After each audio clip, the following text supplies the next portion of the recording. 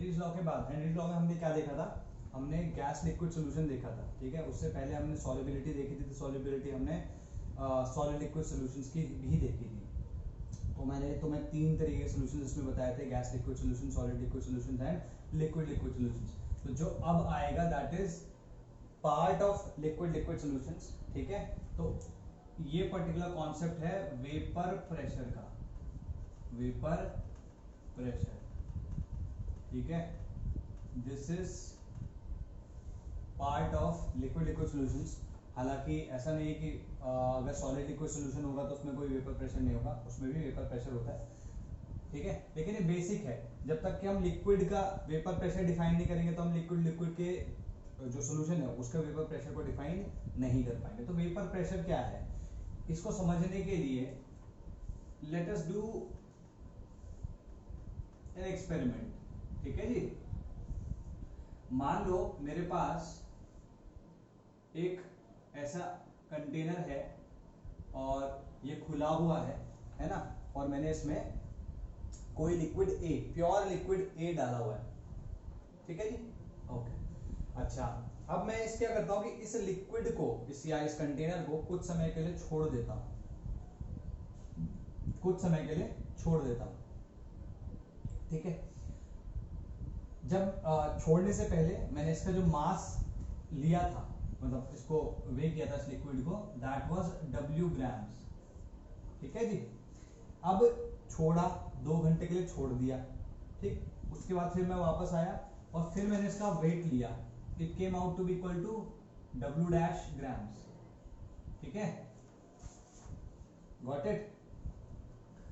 तो W and W dash में relation क्या होगा, what will be the relation, ठीक है। Will W equals to W dash, will W greater than W dash, or will W dash W be less than W dash, इनमें से क्या होगा, correct है ये होगा, ठीक है। जो हम मास ऑफ लिक्विड छोड़ के गए थे वो मास जो बाद में बचा हुआ लिक्विड था उससे कम, उससे ज्यादा होगा, ठीक है। W is the mass when we left the liquid and W dash is the mass after we had left the liquid for 2 hours. What has happened over here?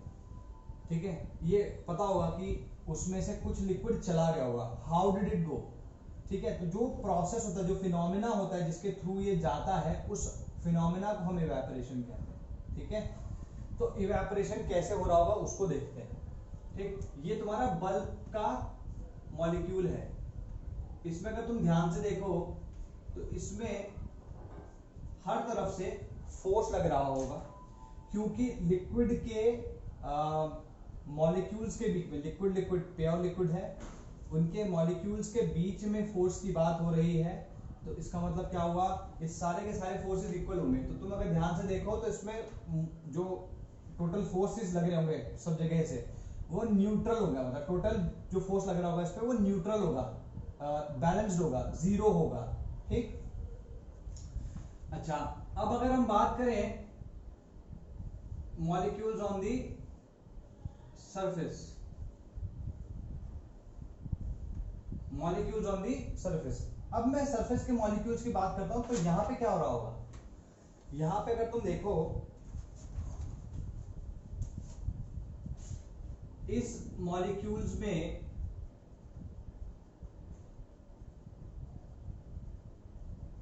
जो फोर्स लग रहा होगा वो सिर्फ डाउनवर्ड्स होगा, है ना। तो ये फोर्स क्या कहलाते हैं, अट्रैक्टिव फोर्सेस। देयरफॉर मैं जैसे जैसे बोल रहा हूं उसको लिखते भी जाना है। क्या पहला क्या बोल रहा था कि when we consider a bulk molecule the total attractive forces on the attractive forces on it will act from all directions, hence the total force on that molecule will be 0. Got it? Okay, now the attractive forces acting on the surface molecules will be in the downward direction, ठीक है, ये लिख लेना। now attractive forces of liquid, क्योंकि ये liquid है, are intermediate. अभी intermediate का मतलब क्या है भाई, थोड़ा सा बता देता हूं भाई। 3 स्टेट होती हैं, सॉलिड, लिक्विड, गैस। इनमें इंटरमॉलिक्यूलर फोर्सेस ऑफ अट्रैक्शन या अट्रैक्टिव फोर्सेस क्या होते हैं, वीकेस्ट होते हैं। इसमें कैसे होते हैं, स्ट्रॉन्गेस्ट होते हैं। और इसमें कैसे होते हैं, इंटरमीडिएट। इन दोनों के बीच में कहीं, ना बहुत ज्यादा ना बहुत कम। ठीक है, तो ये गैसेस की तरह ऐसा है कि गैस अगर मैंने यहाँ पे छोड़ दी, या लिक्विड है कोई, जैसे सेंट होता है, सेंट अगर तुम रूम के एक कोने पे छोड़ो तो थोड़ी देर में रूम में फैल जाती है। इसका मतलब क्या हुआ, जो भी उसके वेपर पार्टिकल्स है या गैसेस पार्टिकल्स है, they are free to move. तो उनके बीच में कोई अट्रैक्टिव फोर्सेस या तो नहीं है या बहुत ही वीक है। लेकिन ये लिक्विड में नहीं होता। लिक्विड अगर मैं जमीन पे फेंकूं तो हालांकि वो इवेपोरेट इवेंचुअली हो जाएगा, but it does not happen कि वो देखते देखते जस्ट वेंट ऑफ। ठीक है, इट वेंट अवे, ऐसा नहीं होता। तो कुछ ना कुछ इंटरमॉलिक्यूलर फोर्सेस हैं। और ऐसी मैं मान लो किसी सॉलिड को फेंक दूं, लेट से नमक को, तो हो सकता है कि अगले 100 साल तक भी वो पूरा इवेपोरेट ना हो। Got it? तो ये क्लियर हो गया। नाउ अट्रैक्टिव फोर्सेस तो इंटरमीडिएट हो गए, है ना। अट्रैक्टिव फोर्सेस नीचे की तरफ लग रहे हैं। अच्छा, जो सरफेस पे लिक्विड मॉलिक्यूल्स हैं, they already have above average, इनकी काइनेटिक एनर्जी कैसी है, लिखूंगा का above average kinetic energy. Above average kinetic energy क्यों होगी भाई? अगर अबव एवरेज काइनेटिक एनर्जी नहीं होती तो ये बाकियों को धक्का देके ऊपर आ ही नहीं पाते। ठीक है, ऊपर है ये मॉलिक्यूल्स इसलिए क्योंकि इनकी काइनेटिक एनर्जी बाकियों से ऊपर है, या फिर एक जो एवरेज काइनेटिक एनर्जी है उससे थोड़ी ऊपर ही है। तो अगर तुम देखो कि इनकी काइनेटिक एनर्जी अबव एवरेज है, मतलब थोड़ा सा ज्यादा है, और इन पे जो इंटरमॉलिक्यूलर फोर्सेस हैं वो सिर्फ नीचे की तरफ लग रहे हैं, एक तरफ लग रहे हैं, और इंटरमीडिएट है, मतलब बहुत ज्यादा स्ट्रॉन्ग नहीं है, तो क्या होगा, इनकी टेंडेंसी होगी टू एस्केप। ठीक है, तो लिखो since the attractive forces between the liquid molecules are acting in the downward directions and they are intermediate in magnitude, and the kinetic energy of the molecules above the liquid above the liquid is above average, above the liquid, sorry, on the surface of the liquid is above average. It is easier for these molecules to leave the surface and go free. ठीक है, go free, that is to leave the liquid phase and enter the gaseous phase. To leave the liquid phase मतलब liquid में जो था with intermolecular forces, अब gaseous molecule, like independent molecule बनके चला गया gaseous phase में, और अब इनके बीच में मोस्टली कोई intermolecular forces of attraction है ही नहीं. Got it? So it is easier for them to do that. Got it? That's first thing.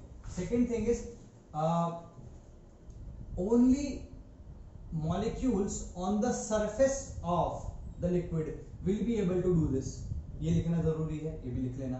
तीसरी चीज कि this process of the liquid molecules leaving the surface, ठीक है, ये जो प्रोसेस मैंने बताया, जो फिनोमेना है, is called evaporation. इसकी डेफिनेशन लिख लेते हैं. What is evaporation? Evaporation क्या है? Spontaneous conversion of the liquid molecules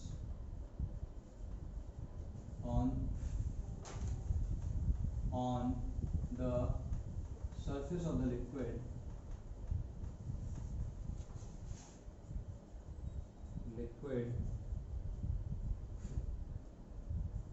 into the gaseous molecules. भाई मॉलिक्यूल की कोई केमिस्ट्री चेंज नहीं होती, बस स्टेट चेंज होती है, ध्यान रखना. Gaseous molecules. ठीक है, this is what is evaporation. ठीक है, अब तुम ध्यान से देखो, अगर मान लो तुमने किसी ग्लास में पानी रखा, ठीक है, और तुमने थोड़ी देर छोड़ दिया, तो तुम अगर डायरेक्टली उसकी तरफ देखते भी रहो अगले 1 घंटे तक, ठीक है, you will not be able to perceive, you will not be able to see the liquid escaping. Liquid escape कर रहा है वो तुम देख ही नहीं पाओगे, ठीक है, नॉट पॉसिबल। पहली चीज तो है कि definitely we can not see the molecules, लेकिन मान लो अगर हम उस पे एक निशान भी लगा के रखते, वाटर लेवल या जो भी लिक्विड था उसके लेवल पे निशान भी लगा के रखते, तो 1 घंटे में बहुत मुश्किल से वो बहुत थोड़ा सा ही नीचे जाता है ना। तो कहने का मतलब यह है द रेट ऑफ इवेपोरेशन और the speed with which evaporation takes place is very very slow, ठीक है। तो ये तुम्हें ध्यान देना जरूरी है, ठीक है जी। स्पॉन्टेनियस कन्वर्जन ऑफ लिक्विड ये हो गया जी। तो this is called the process of evaporation, ठीक है जी। ओके नाउ ठीक है फर्दर। अच्छा एक चीज और थी, दूसरी ये कि जैसे यहाँ पे मैंने रेट की बात करी, that the rate is slow, है ना। किसी भी पर्टिकुलर टेम्परेचर में देखोगे तो it will be a little slower, लेकिन अगर हम टेम्परेचर बढ़ा दें तब क्या होगा, ठीक है। अगर हम टेम्परेचर बढ़ा दें तब क्या होगा, देखो जैसे टेम्परेचर बढ़ाऊंगा तो ये काइनेटिक एनर्जी बढ़ जाएगी, है ना, काइनेटिक एनर्जी बढ़ जाएगी। तो अभी जो काइनेटिक एनर्जी होगी इनकी वो बढ़ जाएगी। अच्छा, और अगर टेम्परेचर बढ़ेगा तो क्या अट्रैक्टिव फोर्सेस पे कोई फर्क पड़ेगा, नॉट एज सच।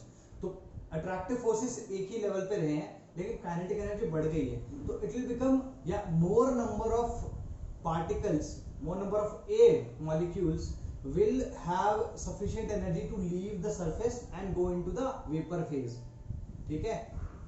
क्लियर होगी बात। इसका मतलब इवेपोरेशन का रेट बढ़ जाएगा। तो तुमने देखा होगा कभी अगर तुम जैसे पानी है रखा हुआ किसी प्लेट में या किसी कटोरी में किसी बर्तन में, तो वैसे रखा है तो बहुत लेट से या बहुत धीमे धीमे वो इवेपोरेट हो रहा है, लेकिन अगर तुमने उसको गर्म कर दिया तो बहुत जल्दी वो इवेपोरेशन, इनफैक्ट तुम्हें भाप दिखने भी लगती है। Getting my point. तो अगर तुम टेम्परेचर बढ़ाओगे तो काइनेटिक एनर्जी बढ़ जाएगी, काइनेटिक एनर्जी बढ़ जाएगी तो उनकी tendency to go into the vapour phase वो बढ़ जाएगी, और अगर वो बढ़ गई तब क्या होगा, the rate of evaporation will increase. तो ये लिख लेना, rate of evaporation of a liquid from its surface increases by increasing the temperature. ये एक पॉइंट है लिखने वाला, इंपॉर्टेंट है। इसको ऐसे इस तरीके से ऐसा स्टार बना के मार्क कर लेना, ठीक है जी। अच्छा अब हम दूसरी बात करते हैं। Let's say we do this now, we close this container from above, और कुछ नहीं किया हमने, सिर्फ और सिर्फ इसको क्लोज कर दिया, ठीक है। तो अब सेम एक्सपेरिमेंट कर रहे हैं। हमने क्या किया, कुछ लिक्विड को वे किया, उसे इस कंटेनर में डाला, ऊपर से बंद किया और फिर रख दिया, ठीक है। 2 घंटे बाद हम फिर से आए और फिर से हमने उस लिक्विड के को मेजर किया, तो पहले उसका वेट था W ग्राम्स, अभी उसका वेट आया W डैश ग्राम्स, ठीक है। तो W और W डैश में क्या रिलेशनशिप होगी, ठीक है, गैस करो। ठीक, तुम्हारे अकॉर्डिंग क्या होना चाहिए, तो it will be this, in this case it will be this. क्यों होगा ऐसा, ऐसा क्यों होगा, क्योंकि तुम देखो यहां पर जो पार्टिकल्स एस्केप किए थे वो पार्टिकल्स तो यहां इस जगह पे जमा हो गए, लेकिन क्योंकि उन्होंने एग्जिट ही नहीं किया कंटेनर को, तो नंबर ऑफ जितने भी पार्टिकल्स थे वो रहे तो इसी कंटेनर के अंदर गए हैं ना। और अगर इस कंटेनर के अंदर वो पार्टिकल्स हैं, इसका मतलब क्या हुआ कि उनका मास भी इसी में ही है। तो जो मास पहले था वो मास अभी भी है, कोई मास एस्केप किया ही नहीं। क्लियर होगी बात। तो इतना तो क्लियर है that the mass of the liquid remained constant. ठीक, ऐसा क्यों हो रहा होगा, क्या अभी इवेपोरेशन रुक गया, that is also a possibility, है ना भाई। लॉजिकली तो ये दिखेगा कि भाई अगर मास कांस्टेंट है तो इसका मतलब इवेपोरेशन ही नहीं हो रहा होगा। ठीक, that is one possibility, but another possibility is कि इवेपोरेशन भी हो रहा है और साथ में एक और प्रोसेस हो रहा है which is the opposite of this process.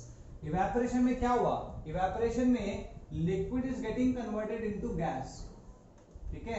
लेकिन एक प्रोसेस अगर उल्टा हो रहा हो जिसमें gas is getting converted into liquid और वो भी इसी कंटेनर के अंदर साथ में होने लगे, तब ये पॉसिबिलिटी भी this is also a possibility, है ना। ये इस तरीके का अगर दो प्रोसेसेस हो रहे हो तो भी ये पॉसिबल है कि हमने इसे रखा और इसका मास कांस्टेंट रहा even after 2 hours. Did we get this? ठीक है, इसका मतलब यहाँ पे ऐसा कुछ पॉसिबल है और एक्चुअली में ऐसा हो ही रहा होता है। So there is one process, evaporation, in which liquid is getting converted into gas, and there is another process which is called condensation. Condensation, ठीक है। कंडेंसेशन क्या है? इसको भी लिख सकते हो स्पॉन्टेनियस कन्वर्जन ऑफ, कंडेंसेशन के लिए बोल रहा हूँ। कंडेंसेशन का लिख सकते हैं, दोबारा इसमें साथ में लिखिए चलो, स्पॉन्टेनियस कन्वर्जन ऑफ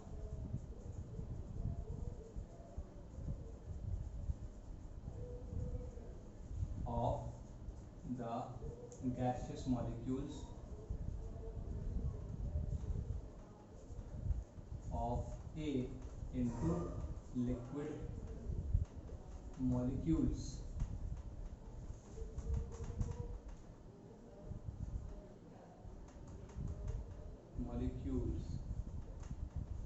ठीक है, gaseous molecules of A into liquid molecules। ठीक, ये हो कैसे रहा होगा उसको देख लेते हैं। जैसे ये देखो, इधर A पार्टिकल्स इधर आ गए होंगे ऐसे,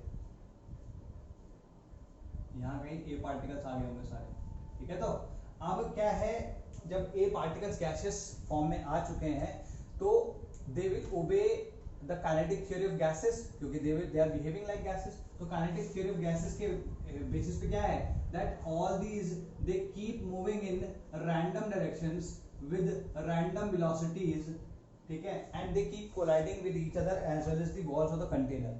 इसमें एक साइड जो है that is surface of the liquid, therefore they will all, मैं ये जो बोल रहा हूँ ये लिखना भी है, ठीक है। therefore they will also be colliding with the surface of the liquid, ठीक है।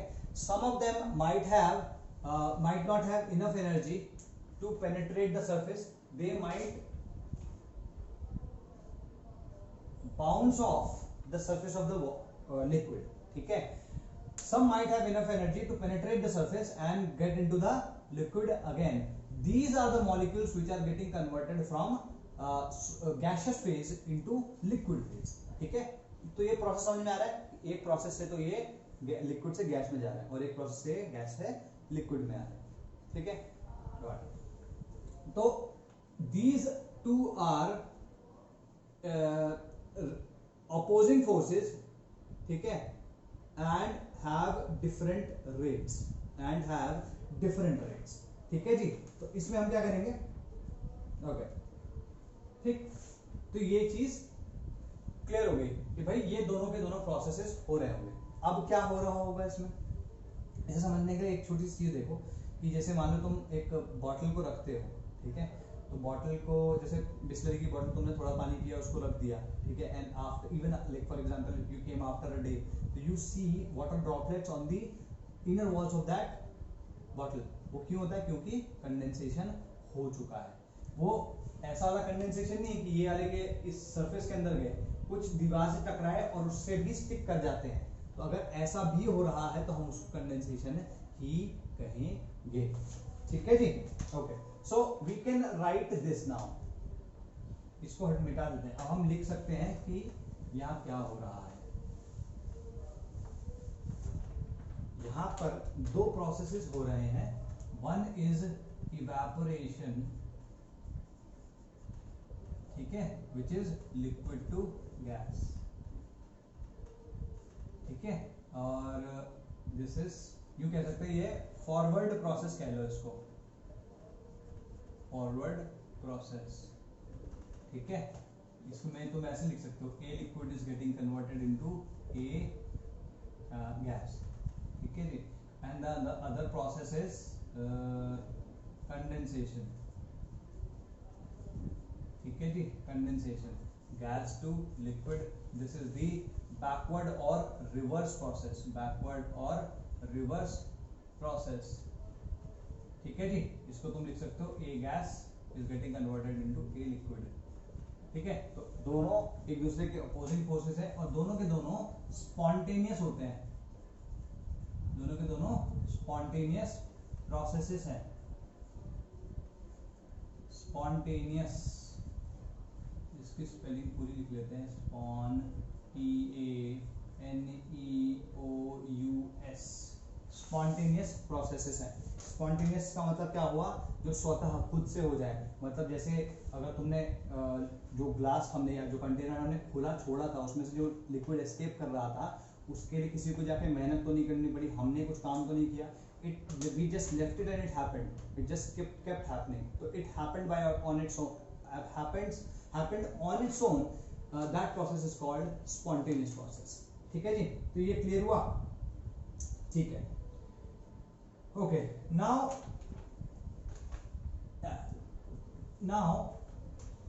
we have two processes, ठीक है, जो कि एक आगे और एक पीछे हो रहा है। तो ये चीज तुमने कहां पे पढ़ी है कि एक क्लोज कंटेनर में दो प्रोसेसेस हो रहे हैं, साइमल्टेनियसली हो रहे हैं, एक फॉरवर्ड डायरेक्शन में है और एक रिवर्स डायरेक्शन में है। What happens there, after a while equilibrium gets set. ये ध्यान है, इक्विलिब्रियम सेट हो जाता है वहां। तो इसको भी देखते हैं कैसे। इसको ये देखो, जैसे अगर मैं यहां पर इनके एस्केप की बात करूं, ठीक है, अगर मैं इनके एस्केप की बात करूं तो क्या होगा, इनका एस्केप का जो स्पीड है, ठीक है, वो टाइम के साथ चेंज नहीं होता। क्यों? क्योंकि यहां पर इसकी जो काइनेटिक एनर्जी है वो फिक्स्ड है ना, मतलब उसमें टेम्परेचर कांस्टेंट हमने रखा हुआ है थ्रू आउट, तो इनकी काइनेटिक एनर्जी कांस्टेंट है। इनका इंटरमॉलिक्यूलर फोर्सेस ऑफ अट्रैक्शन या अट्रैक्टिव फोर्सेस भी कांस्टेंट है, ठीक है। तो क्योंकि ये दोनों कांस्टेंट है, तो जितने भी मॉलिक्यूल सरफेस पे आते रहेंगे वो इक्वल टेंडेंसी वाले होंगे to escape into gaseous form. तो इनका रेट चेंज नहीं होता, रेट रिमेन्स कांस्टेंट। हालांकि स्लो होगा, रेट विल बी लो, लेकिन इट विल बी कांस्टेंट, ठीक है। अच्छा, कंडेंसेशन की अगर तुम बात करो तो कंडेंसेशन क्या है, कंडेंसेशन, अब नाउ देयर आर गैसियस और वेपर फेज मॉलिक्यूल्स, तो they will start to get into the liquid phase again. तो ये प्रोसेस क्या है, कंडेंसेशन का। अब जैसे जैसे number of particles in the vapour phase बढ़ेगा, वैसे वैसे ही रेट ऑफ कंडेंसेशन भी बढ़ेगा। तो होता क्या है, एक पॉइंट पे आके, भाई एक का रेट तो कांस्टेंट है, एक पॉइंट पे आके इसका रेट क्या कर जाएगा, इससे मैच कर जाएगा, ठीक है। तो जब रेट्स इक्वल हो जाते हैं, इक्विलिब्रियम में तुमने पढ़ा होगा केमिकल इक्विलिब्रियम में, कि जब रेट्स इक्वल हो जाते हैं किसी दो फिजिकल या केमिकल प्रोसेसेस के, मतलब अपोजिंग प्रोसेसेस के, तो इक्विलिब्रियम सेट हो जाता है। अभी के लिए इतना समझो, इसको मैं इलैबोरेट करूंगा, ठीक है। तो इसको लिखो, since the temperature is constant throughout, the kinetic energy, since the temperature is constant throughout, the kinetic energy of the molecules of the surface remains constant, and the attractive forces also remain constant. Hence, the tendency of the surface molecules to escape into liquid vapor phase is constant, and hence the rate remains constant. ठीक है जी। Second thing, इसी में second point लिखो कि that the condensation starts as soon as there are vapors of the liquid present in the space above that liquid. As more and more liquid molecules escape into gaseous or vapor phase, ठीक है, the rate of the speed with which condensation happens also increases. That is, the rate of condensation increases with time, ठीक है। In some time these rates will become equal, and an equilibrium will get established. This equilibrium will be dynamic equilibrium. This equilibrium will be dynamic equilibrium. ठीक है जी, ये clear हुआ, ठीक है। Now at this equilibrium, अगर तुम ध्यान से देखो, ये इक्विलिब्रियम सेट हो चुका है, या हम ये कहें कि अगर हम ये कहें कि जो इक्विलिब्रियम है दैट इज दिस, ठीक है, ये एक इक्विलिब्रियम एस्टैब्लिश हो चुका है। अब क्योंकि इवेपोरेशन और कंडेंसेशन का रेट इक्वल है, तो amount of liquid, like amount of A molecules या number of amount of A in liquid phase is constant and amount of A in vapor phase is also constant। ठीक है जी, A liquid और vapour phase में A का जो amount है वो constant हो चुका है। ठीक है, since there are vapours present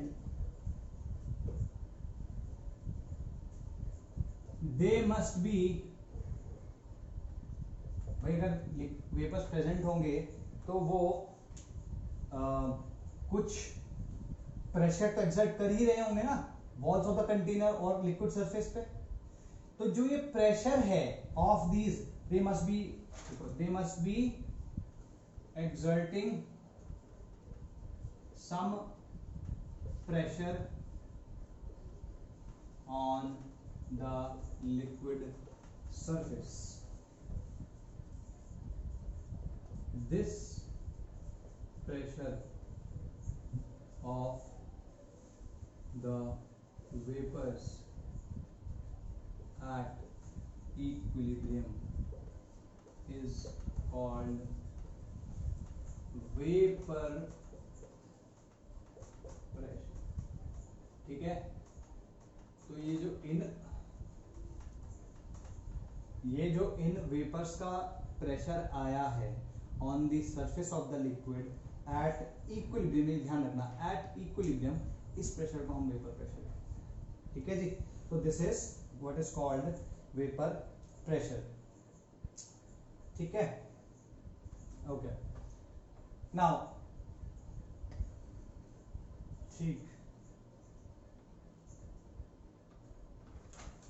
इसमें दो चीज ध्यान देने वाली है। एक तो ये है कि the container needs to be close. अगर क्लोज नहीं होगा तो इक्विलिब्रियम को भी एस्टैब्लिश नहीं होगा, इक्विलिब्रियम एस्टैब्लिश नहीं होगा तो प्रेशर ही नहीं होगा। ठीक, पहली चीज। दूसरा, इसमें क्या होगा कि अगर मान लो कभी ऐसा हो कि तुमने कुछ लिक्विड रखा किसी कंटेनर में और वो पूरा का पूरा इवेपोरेट हो गया, तो उस केस में भी जो देखो प्रेशर तो उस केस में भी होगा, लेकिन that will not be called vapour pressure. क्यों? क्योंकि वहां पर कोई इक्विलिब्रियम ही नहीं है। भाई ये इक्विलिब्रियम तो तब सेट होगा ना जब लिक्विड भी होगा और गैस भी होगा, लेकिन अगर पूरा का पूरा लिक्विड इवेपोरेट कर गया तो ये तो जीरो हो गया, तो there is no equilibrium, and since there is no equilibrium according to the definition that will not be called vapour pressure. तो ये दोनों चीजें ध्यान रखने वाली है। ठीक है, now let's talk about the factors affecting evaporation. ठीक है जी, इसे मिटा रहा हूं, लिखो फैक्टर्स अफेक्टिंग इवेपोरेशन। भाई पहला फैक्टर तो मैं तुम्हें बता ही चुका हूं, कौन सा? अभी मैंने तुम्हें बताया था टेम्परेचर का, है ना। टेम्परेचर में क्या हुआ था, जैसे तुमने टेम्परेचर बढ़ाया, तो इसको इस तरीके से लिख लेते हैं पहले, factors affecting rate of evaporation, factors affecting rate of not evaporation, rate of evaporation, affecting the rate of evaporation। ठीक है, RE ये मैं अभी बता ही चुका हूं। First is temperature.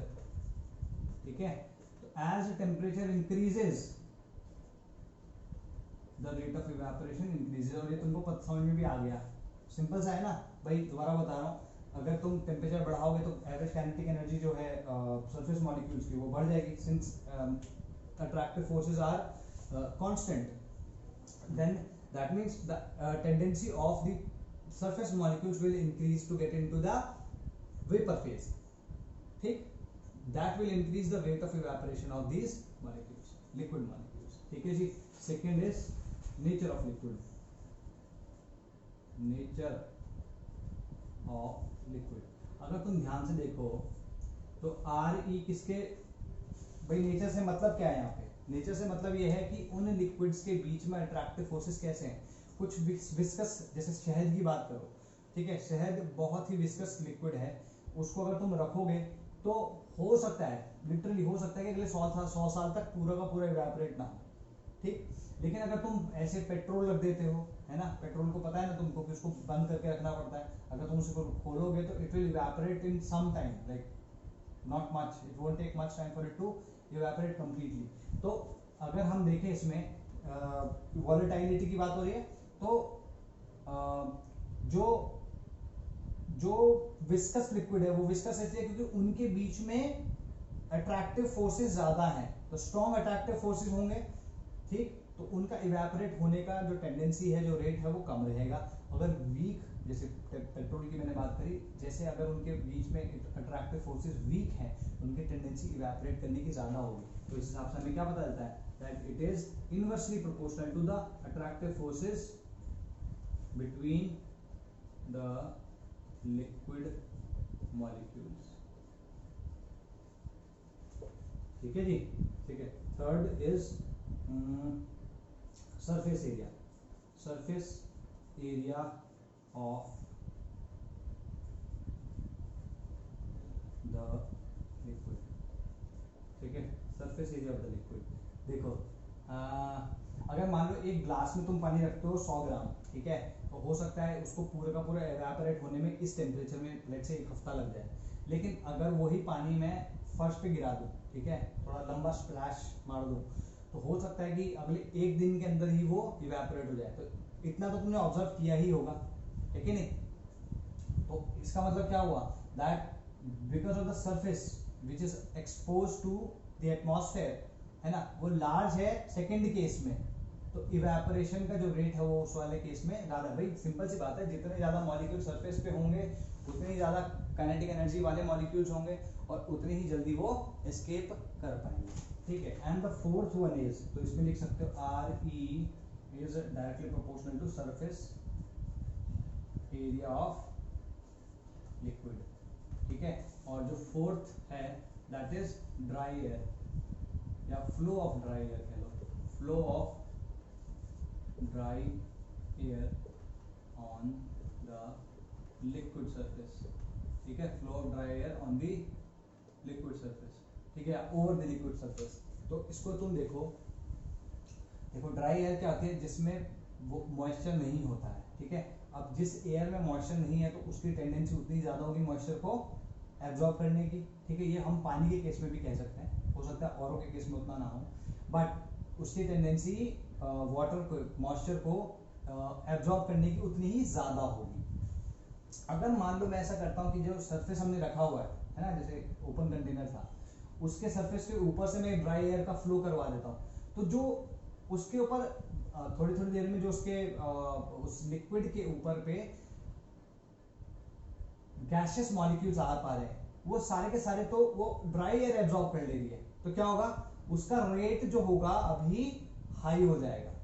The rate of evaporation will become higher because जितने भी मॉलिक्यूल्स ऊपर जा रहे हैं गैसियस फेज में, they are getting absorbed by the dry gas and there is more space for these liquid particles to get into the vapour phase, ठीक है जी। तो ये 4 इसके फैक्टर्स होते हैं, इनको तुम नोट डाउन कर सकते हो, ठीक है, इनको नोट डाउन करो तब हम आगे बढ़ते हैं, ठीक।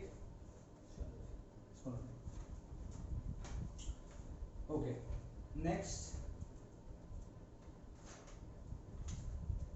हम बात करते हैं vapour pressure of a pure liquid, vapour pressure of a pure liquid, ठीक है। अब कोई एक्सपेरिमेंट करने की बात नहीं है, अभी तक तो हमने ये एक्सपेरिमेंट इसलिए किया था ताकि ये पता चल सके कि एक्चुअली में हो क्या रहा है। अभी हमें पता चल गया कि एक्चुअली में हो क्या रहा है। अभी मैंने एक क्लोज कंटेनर लिया है ऐसे, ठीक है, इसमें ये मिटा देते हैं।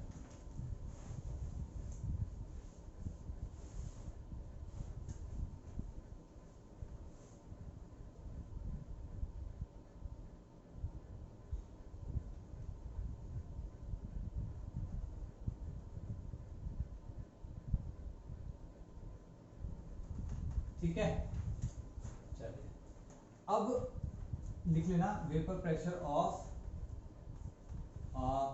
प्योर लिक्विड, इस केस में क्या हो रहा होगा, सेम चीज है, इसी जो हम डिस्कशन कर रहे थे उसको थोड़ा सा आगे बढ़ाना है और थोड़ा मैथमेटिकली करना है। तो let's say t equals to 0 है ना, t इक्वल्स टू 0 वो टाइम है, अभी हमने सेम वही कंटेनर लिया है, सेम वही लिक्विड लिया है, ठीक है, और उसको हमने ऐसे ही रखा हुआ है। तो अब हम कह रहे हैं कि इवेपोरेशन के साथ साथ कंडेंसेशन भी हो रहा है और इसमें एक इक्विलिब्रियम भी सेटअप होगा, और जो इक्विलिब्रियम सेटअप होगा तो उस वक्त जो प्रेशर होगा उन वेपर्स का, that will be called vapour pressure. लेकिन ये पूरा का पूरा प्रोसेस होने में कुछ टाइम तो लगेगा ना, ऐसा तो है नहीं कि हमने लिक्विड रखा और एकदम से वो उसमें इक्विलिब्रियम आ गया, ठीक है। तो t इक्वल्स टू 0 पे क्या है, t इक्वल्स टू 0 पे क्या हो रहा होगा, कोई भी इवेपोरेशन नहीं हुआ होगा, ठीक है। t इक्वल्स टू 0 से पहले कोई इवेपोरेशन नहीं होगा, और जब तक कोई इवेपोरेशन नहीं है तो कोई गैसियस मॉलिक्यूल्स नहीं है, गैसियस मॉलिक्यूल्स नहीं है तो कोई कंडेंसेशन भी नहीं है। तो ना कंडेंसेशन हो रहा है और ना इवेपोरेशन हो रहा होगा t इक्वल्स टू 0 से पहले।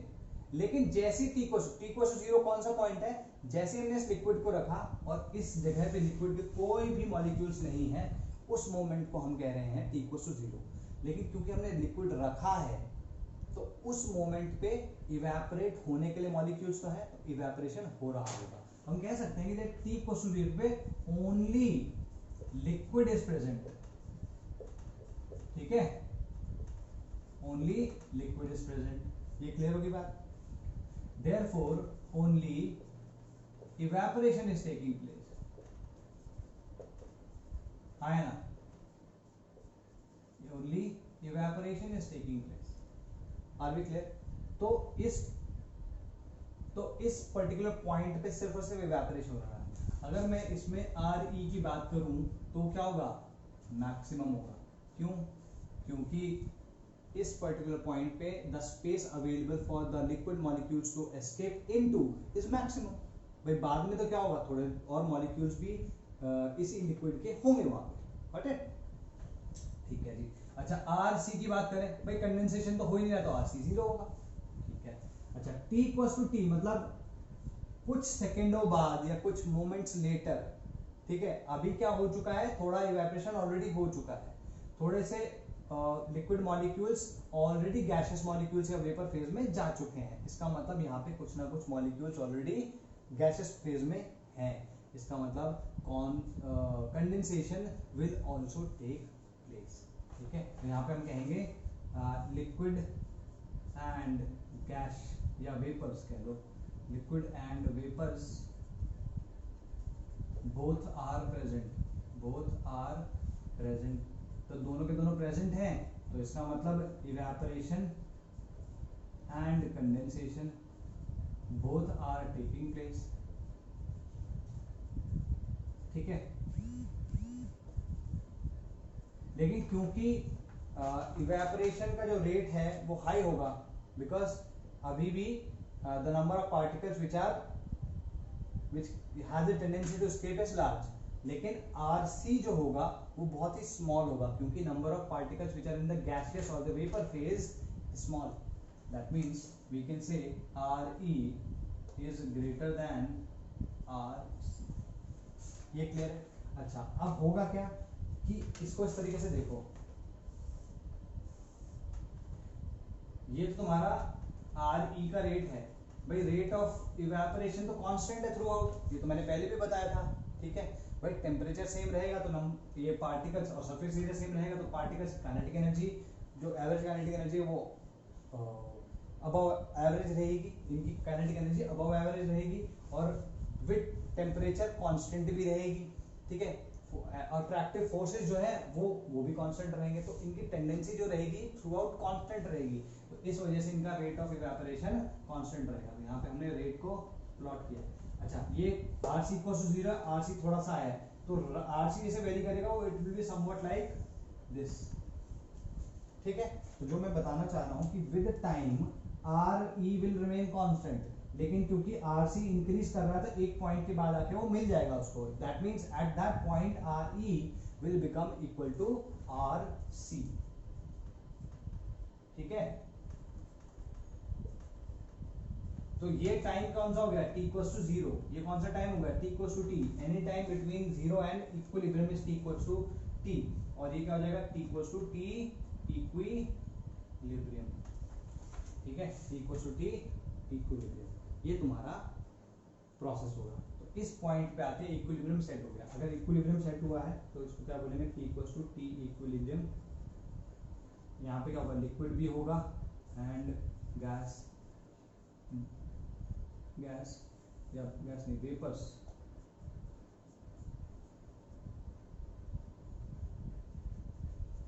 बोथ प्रेजेंट, ठीक है, evaporation and condensation both are taking place, ठीक है। आर ई इस केस में क्या होगा, आर सी के इक्वल होगा, ठीक है, ये तुम्हारा। अब इस पॉइंट पे जो प्रेशर है, इस हम ऑलरेडी देख चुके हैं, the amount of vapours at this point will become constant, hence the pressure of those vapors will also become constant and it will be maximum, ठीक है, it will be called vapor pressure। अच्छा, ये clear है, हम पहले बोल चुके हैं, इसको लिख भी सकते हो, लेकिन यहाँ पे और यहाँ के बीच में जो प्रेशर होगा, भाई यहाँ के बीच में भी तो कुछ वेपर्स हैं, है ना, वेपर्स हैं, अगर वेपर्स हैं तो प्रेशर भी होगा, ठीक, तो क्या हम उस प्रेशर को भी वेपर प्रेशर कहेंगे? No, that pressure will be called partial pressure, that pressure between T equals to 0 and T equals to equilibrium, when there is no equilibrium there, that pressure of the vapors will be called partial pressure of the vapors, या partial vapor pressure भी कहीं पे कहते हैं उसे, that then it will be called partial vapor pressure। Are we clear? ठीक है, तो लिखो the pressure of the vapors between T equals to 0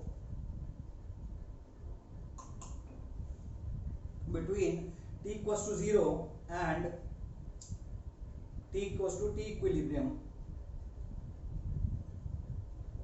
is less than the maximum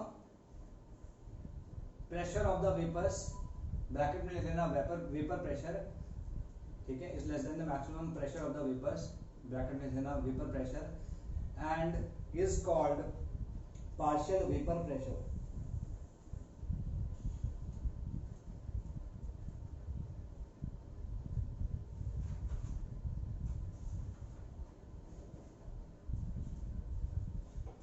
ठीक है, लिख लिया? अच्छा सबको मिटा। एक चीज और ध्यान रखना, ये प्रेशर जो है पार्शियल प्रेशर में या वेपर प्रेशर जो भी बता रहा हूँ, दिस इज मेजरेबल, आराम से मेजर किया जा सकता है, ठीक। अच्छा, क्योंकि बच्चों को लगता ये कंफ्यूजन मेरे टाइम पे मुझे भी आता था, क्योंकि मेरा कॉन्सेप्ट उस वक्त क्लियर नहीं था, लेकिन जब समझ में आया तो तब क्लियर हुआ कि जो वेपर प्रेशर की हम बात करते हैं, जैसे अगर मैं कहता हूँ कि इस लिक्विड में यहाँ पे कुछ वेपर प्रेशर P है, ठीक है, तो ये जो P मैंने लिखा है ये over and above atmospheric pressure है। ऐसा नहीं है कि यहाँ पे 0, जैसे for example 760 mm of Hg is the atmospheric pressure, और मैं कहता हूं कि ये जो vapour pressure of this pure liquid है 300 mm ऑफ Hg है, तो इसका मतलब ये नहीं है कि इस लिक्विड के अंदर जो प्रेशर है, सॉरी इस कंटेनर के अंदर से जो प्रेशर है that is less than the atmospheric pressure.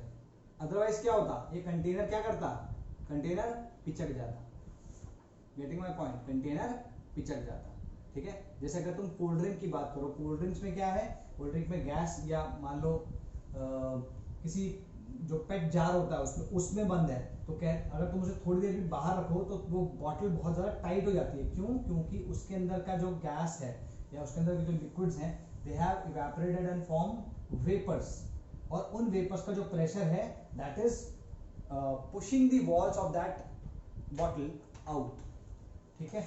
इस वजह से वो बॉटल जो है वो काफी स्ट्रॉन्ग बनाई जाती है, ठीक। तो this pressure is always over and above the atmospheric pressure, ये ध्यान रखना हमेशा, ठीक है जी, ठीक है। अब इसमें देखो एक चीज और लिखो, this pressure at a particular temperature, this pressure जो भी हमारा प्रेशर की बात कर रहे हैं, this pressure at a particular temperature and for a particular liquid is constant. भाई किसी लिक्विड के लिए एट अ पर्टिकुलर टेम्परेचर जो वेपर प्रेशर आएगा वो कांस्टेंट रहेगा। क्लियर होगी बात? ठीक है, ओके।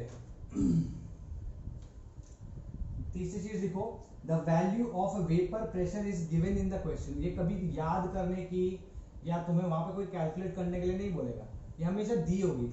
जैसे मान लो अगर मैं इसी, मतलब तुम्हें मेजर करने के लिए कभी नहीं बोलेगा, कैलकुलेट करने के लिए ऐसा नहीं बोलेगा, प्योर लिक्विड की जो वेपर प्रेशर होगा हमेशा दिया होगा, ठीक है। मान लो मैं इस पे एक मैनोमीटर लगा दूं,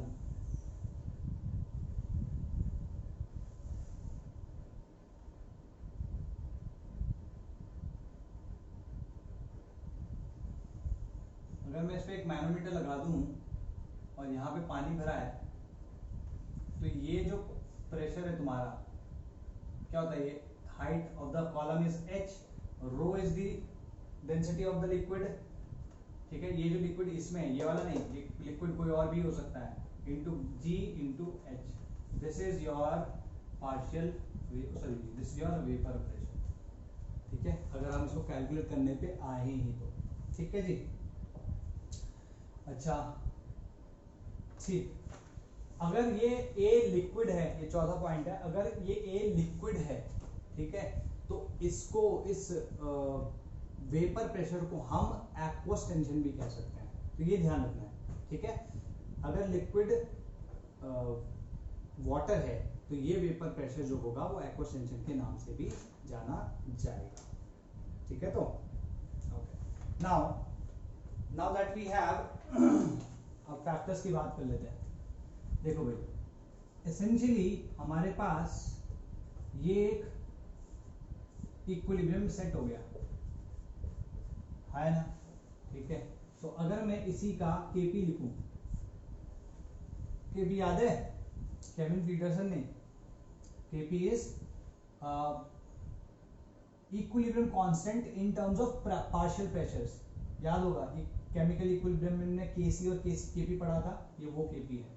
तो केपी क्या होता है, जो गैसियस कंपोनेंट्स होते हैं किसी रिएक्शन या प्रोसेस के, उनके पार्शियल प्रेशर्स का रेशो होता है। तो इसमें गैसियस कौन सा है, ये वाला, ये तो लिक्विड है, तो इसका पार्शियल प्रेशर को हम यहाँ पे नहीं कंसिडर करेंगे, हम इसको कह सकते हैं दैट प्रेशर ऑफ ए, ठीक है जी, या हम यूं कह सकते हैं वेपर प्रेशर। ये क्यों, ऐसा क्यों? क्योंकि जो प्रेशर आ रहा है इस कंटेनर का, वो सिर्फ और सिर्फ उसके वेपर्स की वजह से आ रहा है, और जो जिस प्रेशर की हम बात कर रहे हैं वो इक्विलिब्रियम पे जो वेपर्स का प्रेशर है वो है, और इक्विलिब्रियम पे जो वेपर का प्रेशर होता है उसे हम वेपर प्रेशर कहते हैं। तो हम कह सकते हैं Kp is equal to vapour pressure of a. Clear होगी बात? अच्छा, Kp का क्या वरदान है भाई साहब को, it changes only with temperature. जब इसको ये वरदान है, इसका मतलब यही वरदान इसके भाई वेपर प्रेशर को भी मिल जाता है, that it depends only on, for a liquid लिख सकते हैं, for a liquid it depends only on temperature, ठीक है। अगर लिक्विड चेंज करोगे तो डेफिनेटली वैल्यू चेंज होगी, ठीक। इसका मतलब क्या हुआ कि दो फैक्टर्स के ऊपर ये डिपेंड करेगा, one is temperature and another one is vapour pressure. Sorry, vapour pressure will depend on temperature and nature of liquid which is intermolecular forces of attraction, ठीक है जी। तो लिखो since partial pressure is equal to the equilibrium constant, it will depend only on temperature for a liquid, hence we can say that vapor pressure is dependent on temperature for a liquid, ठीक है। Okay इसको थोड़ा सा और elaborate कर लेते हैं। जैसे अगर हम इसके प्रोसेस की बात करें इन द फॉरवर्ड डायरेक्शन, ये लिक्विड से गैस वाला जो प्रोसेस है ये कैसा प्रोसेस होता है? ये हमेशा एंडोथर्मिक प्रोसेस होगा, एंडोथर्मिक प्रोसेस, एंडोथर्मिक प्रोसेस होगा। और एंडोथर्मिक प्रोसेस में क्या होता है भाई, यहाँ पे ये जो है एनर्जी एब्जॉर्ब करके इसमें कन्वर्ट होगा। एक तरीके से हम कह सकते हैं that the reactants absorb energy and convert into products. तो अगर मैं इसको एनर्जी दूंगा, हीट देता हूं, ठीक है, हीट देता हूं, तो ये इस डायरेक्शन में मूव करेगा। Therefore increasing the temperature, increasing the temperature moves or shifts the equilibrium in the forward direction, ठीक है, फॉरवर्ड डायरेक्शन में इसको शिफ्ट कर देता। तो तुम देख सकते हो जो मैंने यहाँ पे कहा वो समवट, जो मैंने पहले भी कहा था वो समवट ट्रू है। वो ये कि भाई KP definitely will depend on temperature, लेकिन टेम्परेचर पे किस तरीके से, टेम्परेचर बढ़ाएंगे तो वो बढ़ेगा, टेम्परेचर घटाएंगे तो वो घटेगा, ठीक है। Are we clear about this? ठीक है, नेक्स्ट पॉइंट, ठीक है, this is vapour pressure not called. तो पार्शियल प्रेशर वेपर प्रेशर के बीच में हमें डिफरेंस पता चल गया, हमें टेम्परेचर डिपेंडेंस पता चल गई, ठीक। अब सेकेंड जो पार्ट है दैट इज किस चीज पे डिपेंड करता है टेम्परेचर के अलावा। तो लिखो फॉर डिफरेंट, सेकंड पॉइंट लिखना nature of liquid, nature of liquid. तो उसको लिखो फैक्टर नेचर ऑफ लिक्विड में the stronger the intermolecular forces of attraction between the liquid molecules, the lower will be the vapor pressure of that liquid at a particular temperature।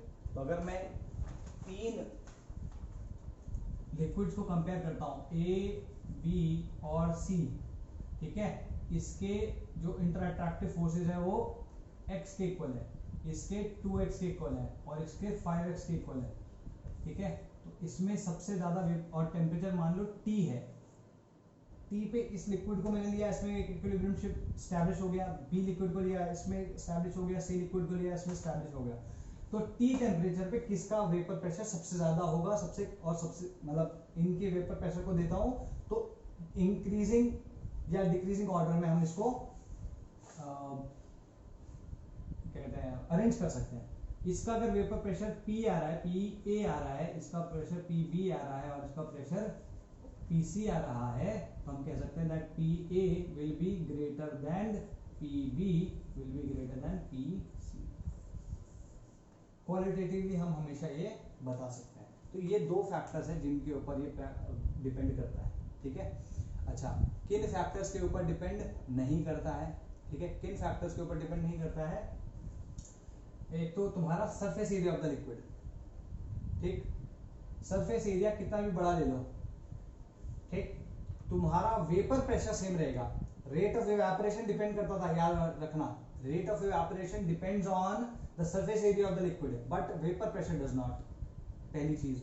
दूसरी चीज वो भी ये समझो ना कि भाई ये जो वेपर प्रेशर है that is equal to KP, है ना, it is equal to the equilibrium constant. अगर equilibrium constant can only change with temperature, तो सरफेस एरिया बढ़ाने से टेम्परेचर पे तो कोई फर्क नहीं पड़ा, और अगर टेम्परेचर पे कोई फर्क नहीं पड़ेगा तो वेपर प्रेशर पे भी कोई फर्क नहीं पड़ेगा।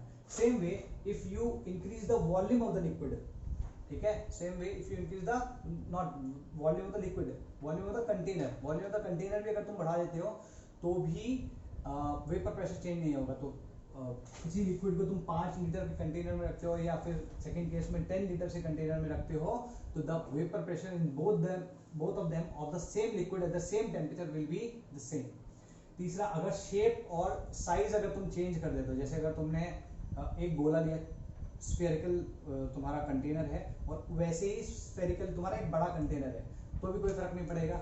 और अगर तुम एक स्फेरिकल लेते हो और एक क्यूबॉइड ले लेते हो या क्यूब ले लेते हो, तो भी वेपर प्रेशर सेम ही रहेगा. तो it will not depend on surface of the liquid, it will not depend on volume of the container, it will not depend on shape of the container, it will not depend on हाँ एक चौथा है, it will not depend on amount of liquid. ये समझना थोड़ा important है. इसमें क्या होगा, देखो अमाउंट ऑफ, ठीक है, तो ऐसे इसको लिख लेते हैं जरा सा ना कि factors it depends upon, factors vapor pressure depends upon. ये कौन सा है, temperature and nature of liquid. ठीक है, और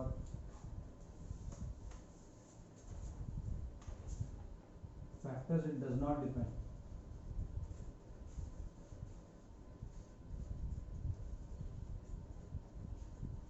upon. ठीक है, first is surface area, liquid. Second is shape of the container.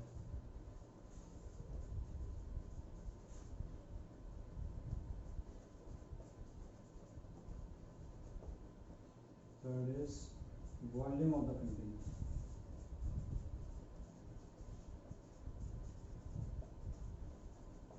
Fourth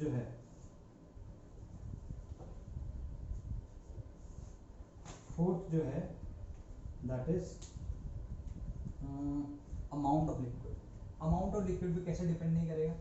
amount of liquid तुम चाहे 10 ग्राम रखो चाहे 1 किलो रखो, ठीक है, अगर वहां पे इक्विलिब्रियम सेट हो गया तो वेपर प्रेशर दोनों के दोनों केस में सेम रहेगा.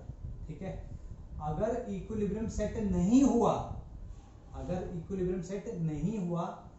तो दोनों केसेस में दोनों केसेस में वेपर प्रेशर सेम नहीं होगा, क्योंकि वेपर प्रेशर उस केस में होगा ही नहीं जब तक इक्विलिब्रियम सेट नहीं होता. तो इसको समझने के लिए इस तरीके से देखो, अगर तुमने 10 ml रखा, ठीक है, अगर इसमें से 5 ml इवेपोरेट हो गए तो 5 ml बचा और 5 ml तुम्हारा इवेपोरेट होके रह गया. ठीक है, इन दोनों के बीच में अब एक इक्विलिब्रियम सेट हो चुका है, तो यहाँ पे पार्शियल प्रेशर आ गया. मान लो कि ऐसा हो जाए कि 10 का 10 ml जो है वो इवेपोरेट कर जाए, पूरा का पूरा 10 का 10 ml इवेपोरेट कर जाए. उस केस में there will be no vapour pressure. क्यों? क्योंकि देयर इज नो इक्विलिब्रियम. तो अमाउंट ऑफ लिक्विड पे डिपेंड नहीं करेगा. अमाउंट ऑफ लिक्विड में चाहे तुम कम अमाउंट लो चाहे ज्यादा अमाउंट लो, अगर इक्विलिब्रियम स्टैब्लिश हो गया तो it will always have the same vapour pressure. In case liquid, क्योंकि ये क्वेश्चन आ सकता है ना सर, आपने तो बताया था कि अगर अमाउंट लिक्विड जो है वो पूरा पूरा इवेपोरेट हो जाए तो उस केस में क्या होगा, उस केस में तो इक्विलिब्रियम स्टैब्लिश ही नहीं होगा ना. तो अगर इक्विलिब्रियम स्टैब्लिश नहीं होगा तो जो भी प्रेशर आएगा वेपर्स का, वो वेपर प्रेशर नहीं होगा उस लिक्विड का. तो उस केस में तुम ये दोनों केसेस को या दोनों कंडीशंस को, या जो हमने जो एक्सपेरिमेंट किए हैं, इनको कंपेयर करोगे तो इनके जो प्रेशर्स आएंगे वेपर्स के वो इक्वल नहीं आएंगे, क्योंकि एक केस में तो वेपर प्रेशर है और एक केस में वेपर प्रेशर नहीं है, वो पार्शियल प्रेशर है. ठीक है जी. तो चौथा जो पॉइंट है that is amount of liquid. ठीक है, तो ओके, नाउ एक छोटी सी चीज और कर लेते हैं इसमें, वो ये है कि अगर मान लो इक्विलिब्रियम, मतलब जो पार्शियल प्रेशर है और जो वेपर प्रेशर है, पार्शियल प्रेशर हमेशा लेस देन वेपर प्रेशर होगा. मान लो किसी तरीके से मैंने इसको बढ़ा दिया वेपर प्रेशर से, ठीक है, वेपर प्रेशर से हायर हो गया पार्शियल प्रेशर. ठीक है, हमने किसी तरीके से बढ़ा दिया, तब क्या होगा, जो वेपर्स हैं वो कुछ कंडेंस कर जाएंगे और फिर से जो प्रेशर आ जाएगा वो लौट के किस पे आ जाएगा, वेपर प्रेशर पे. मतलब वेपर्स कुछ कंडेंस हो जाएंगे तो प्रेशर ऑफ दोस वेपर्स कम हो जाएगा और it will come down to vapour pressure. ठीक है जी. अच्छा, अगर मान लो इस वाले केस में क्या होगा, इस वाले केस में liquid liquid will evaporate and form vapors, hence the pressure of the vapors increases and reaches equal to the vapor pressure of the liquid. ठीक है, तो इवेपोरेशन कब तक होता रहेगा, जब तक कि ये प्रेशर वेपर प्रेशर के इक्वल ना हो जाए. ठीक है, both the conditions are the same. बस अब लास्ट इसका पॉइंट ये है कि जो तुम्हारा लिक्विड होता है अगर प्योर है तो उसके प्रेशर को हम इस तरीके से डिनोट करते हैं. जैसे मैंने वहां P लिखा है ना, तो यहाँ पे हम इसको P0 से डिनोट करेंगे. और क्योंकि ये जो प्रेशर है this is because of the vapours of liquid A, हम इसको डिनोट कैसे करेंगे, इससे. क्लियर होगी बात. सो ये लिखना vapor pressure of a pure liquid is represented as P0, और ये जो A सबस्क्रिप्ट है that denotes the liquid. ठीक है, this denotes the identity of the liquid. अगर मैं लिखता हूँ P0H2O, इसका मतलब क्या हुआ, P0H2O का मतलब हुआ प्योर वाटर का vapour pressure at a particular temperature. ठीक है, इसी तरीके से अगर मैं P0B लिखता हूं, इसका मतलब ये हुआ कि भाई B लिक्विड के जो वेपर्स थे उनका वेपर प्रेशर है. बट अगर मैं लिखता हूं PA, मान लो मैंने ऐसे लिखा, तो इसका मतलब क्या हुआ, क्योंकि अभी लिक्विड प्योर नहीं है, ध्यान रखना. अभी इसका मतलब ये होता है P0 नहीं है ना, यहाँ पे नॉट नहीं है, तो लिक्विड प्योर नहीं है, it is in the form of a solution. जब कभी भी लिक्विड एक सोल्यूशन में प्रेजेंट होगा, प्योर फॉर्म में नहीं होगा, तो उसका जो प्रेशर होगा उसको कभी भी हम वेपर प्रेशर नहीं कहेंगे, उसको हम पार्शियल प्रेशर कहेंगे. तो this represents partial pressure of a liquid in solution. ठीक है, इसी तरीके से अगर मैं Pb लिखूंगा तो वो भी समझ में आ गया होगा कि वो क्या होगा. ठीक है, तो vapour pressure of liquid A in solution and PB means partial pressure of liquid A in solution and PB means partial pressure of liquid B in a solution. ठीक है जी.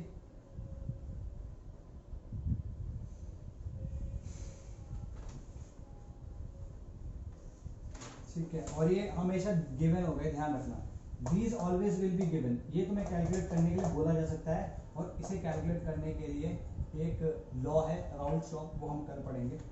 ठीक है, इसमें या so this is pretty much it. हाँ, एक चीज और है, ये चीज मिस हो गई थी. ठीक है, ये चीज और है कि जो वेपर प्रेशर है वो भी एक्चुअली में पार्शियल प्रेशर ही है. अब तुम लोग सर अभी तो आपने बताया कि पार्शियल प्रेशर और वेपर प्रेशर अलग होते हैं. पार्शियल प्रेशर तब होता है जब लिक्विड और वेपर्स इक्विलिब्रियम में नहीं होते हैं, और वेपर प्रेशर तब होता है जब लिक्विड और वेपर इक्विलिब्रियम पे होते हैं. अभी आप कह रहे हो कि वेपर प्रेशर और जो पार्शियल प्रेशर वो दोनों के दोनों सेम भी है. कैसे? Not same. You can say that vapor pressure is the maximum value of partial pressure that partial pressure can attain. तो partial pressure क्या है? Pressure of the liquids when there is no equilibrium, है ना, in the state of no equilibrium. अगर वही equilibrium state में आ गया तो क्या होगा, पार्शियल प्रेशर धीमे धीमे इंक्रीज होके ही तो तुम्हारा वेपर प्रेशर की स्टेट में आ रहा है. तो पार्शियल प्रेशर वेपर प्रेशर वो वैल्यू है पार्शियल प्रेशर की जो कि इसकी मैक्सिमम वैल्यू हो सकती है. तो the vapour pressure of any liquid is actually the maximum value of partial pressure. So that is it. इसमें आई होप बहुत थियोरेटिकल पार्ट था समझाने में, इसलिए थोड़ा बहुत कहीं कहीं पे प्रॉब्लम भी हुई होगी समझने में. तो कोई प्रॉब्लम नहीं है, इसमें कोई भी डाउट होगा तो मुझे बताना. इसके बाद हम कल देखेंगे कि ये किन फैक्टर्स पे डिपेंड करेगा, मतलब like we will elaborate on these two factors. कहांगे वो, sorry, temperature and nature of the liquid, उसको थोड़ा सा हम इलैबोरेट करेंगे. Second thing we will take on is the liquid solutions. ठीक है, इसमें राउल्स लॉ क्या कहता है, या राउल्स लॉ होता क्या है वो हम देखेंगे. फिर सॉलिड लिक्विड सॉल्यूशंस में राउल्स लॉ क्या कहता है वो हम देखेंगे. ठीक है, और there is another thing called vapour pressure, sorry not vapour pressure, Raoult's law as a special case of Henry's law, वो भी हम देखेंगे. उसके बाद क्या बचता है, उसके बाद दो ही चीजें बचेंगी पूरे के पूरे चैप्टर में, that is ideal and non ideal solutions and colligative properties. ठीक है, चलो भाई, बाय बाय.